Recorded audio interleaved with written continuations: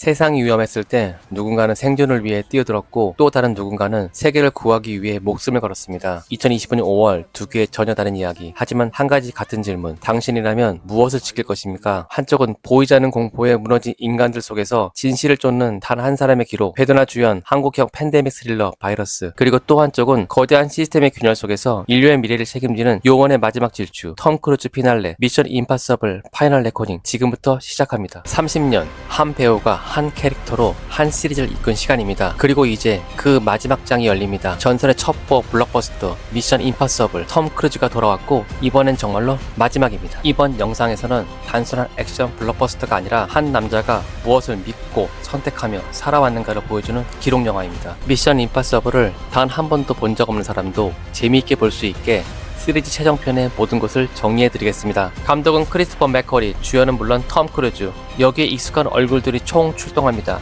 개봉일은 5월 17일. 북미보다 빨리 한국에서 먼저 개봉합니다.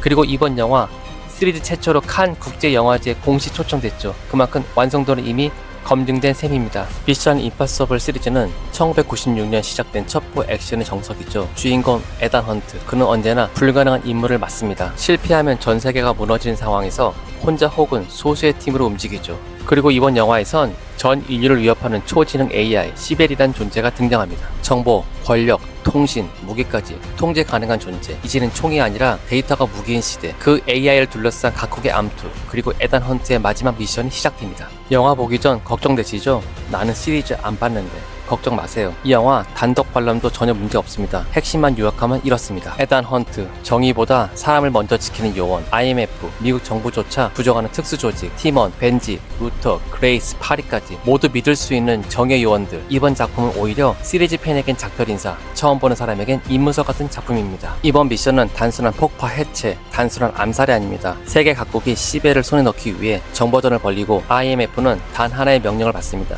그걸 파괴하라. 하지만 문제는 시벨이 에단의 모든 움직임을 예측할 수 있다는 것. 그 누구도 믿을 수 없고 심지어 자기 자신마저 의심하게 되는 상황. 이건 더 이상 임무가 아닙니다. 선택의 연속이죠. 톰 크루즈는 스턴트 없이 실제 액션을 선보이는 것으로 유명한데요. 근데 이번엔 정말 달라요. 절벽 위에서 오토바이 날리는 그 장면 실제로 뛰어내립니다. 비행기 외벽 매달린 채 돌진. 이것도 진짜입니다. 바다에 뛰어드는 수중 액션, 한 테이크의 촬영 성공. 이쯤 되면 그냥 배우가 아니라 스턴트맨이라고 하는 말이 자연스럽게 나옵니다. 이 영화는 사람을 지켜온 한 요원의 이야기입니다. 시벨이란 존재는 단순한 악당이 아닙니다. 무엇이 진짜인지 모르게 만드는 존재. 에단은 언제나 사람을 먼저 선택해왔고 그 선택이 때로는 실패를 불러왔습니다. 하지만 그는 끝까지 이렇게 움직입니다. 왜냐면 그게 그가 지켜온 신념이니까요. 이번 영화 러닝타임 169분. 시리즈 최장 거의 3시간입니다. 액션, 감정, 긴장, 반전. 이 리듬이 정말 잘 짜여 있거든요. 그리고 시리즈 최초로 칸 영화제 초청. 이건 미션 임파서블이 단순 오락 영화를 넘어섰다는 방증입니다.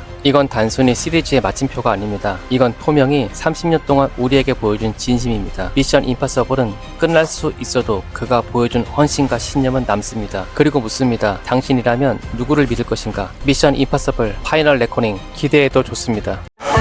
일단 이 바이러스에 감염이 되면 이유 없이 기분이 좋아집니다. 아유, 거짓말. 현대인에게 필요한 바이러스요? 어쩌면 설렘 바이러스일지도 모릅니다. 2025년 5월 7일 개봉, 강희강 감독, 배두나 주연. 장르는 바이오 스릴러로 보이지만 실은 어른을 위한 유쾌한 블랙 코미디에 가깝습니다. 이 영화는 이지민 작가의 소설 청춘 극한기를 원작으로 코로나 여파로 개봉하지 못한 창구 영화로 5년 만에 개봉일을 잡았습니다. 영화에서 텍스는 기력도 연애세포도 바닥난 번역가로 소개팅에서 모태솔로 연구원 수피를 만나고 다음날 갑자기 세상이 핑크빛으로 물들죠. 기분이 좋고 사람들도 따뜻하게 느껴진다. 그러나 곧 치사율 100% 톡소 바이러스에 감염됐다는 사실을 알게 되고 유일한 치료제를 만들 수 있는 연구원 이균과 뜻밖의 여정을 시작하게 됩니다. 이 영화의 중심은 바이러스가 아니라 바이러스를 매개로 시작되는 감정의 진위입니다. 이유 없이 사랑에 빠진다는 컨셉은 코믹하게 들리지만 그 감정이 바이러스 때문이라면 과연 우리는 그것을 진짜 사랑이라 부를 수 있을까요? 배두나는 감염 전과 감염 후를 극명하게 나누어 보여주는데요. 전범의 텍스는 무기력하고 시니컬하면서 소설가의 꿈을 접고 번역일에 지쳐버린 삶. 하지만 감염 후엔 연우야! 밝아졌어. 예뻐지고. 야.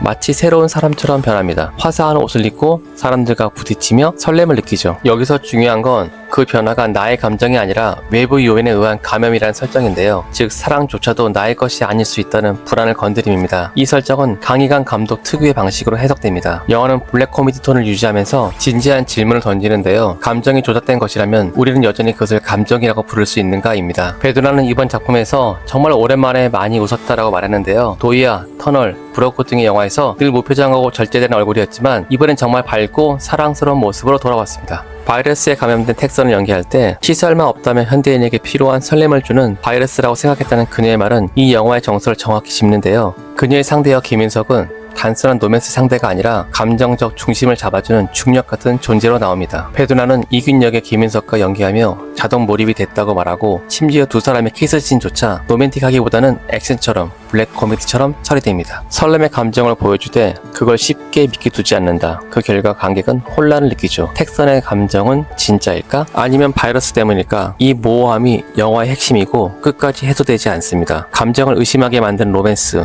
이건 흔치 않은 영화적 접근입니다. 가볍게 볼 수 있지만 보고 나면 뒷맛이 이상하게 길게 남죠. 바이러스는 바이오물도 로맨틱 코미디도 멜로도 아닙니다. 이 모든 장르의 외피를 쓴 어른들을 위한 감정 실험극에 가깝습니다. 설렘이라는 감정이 우리 의지로 만들어진 것이 아니라면 그것은 의미가 없을까? 아니면 우리가 느꼈다면 그 자체로 진짜일까? 이 질문이 마음에 남는 사람이라면 이 영화는 분명 울림을 줄 것입니다. 반면 뚜렷한 서사나 클리어한 정답을 원하는 사람에게는 다소 낯설고 답답하게 느껴질 수 있습니다. 하지만 사랑을 바이러스처럼 느껴본 적 없는 사람에게 이 영화는 꽤나 특별한 감정을 남길 것입니다. 영화 재밌게 보셨다면 구독, 좋아요 부탁드립니다. 지금까지 시네포켓이었습니다.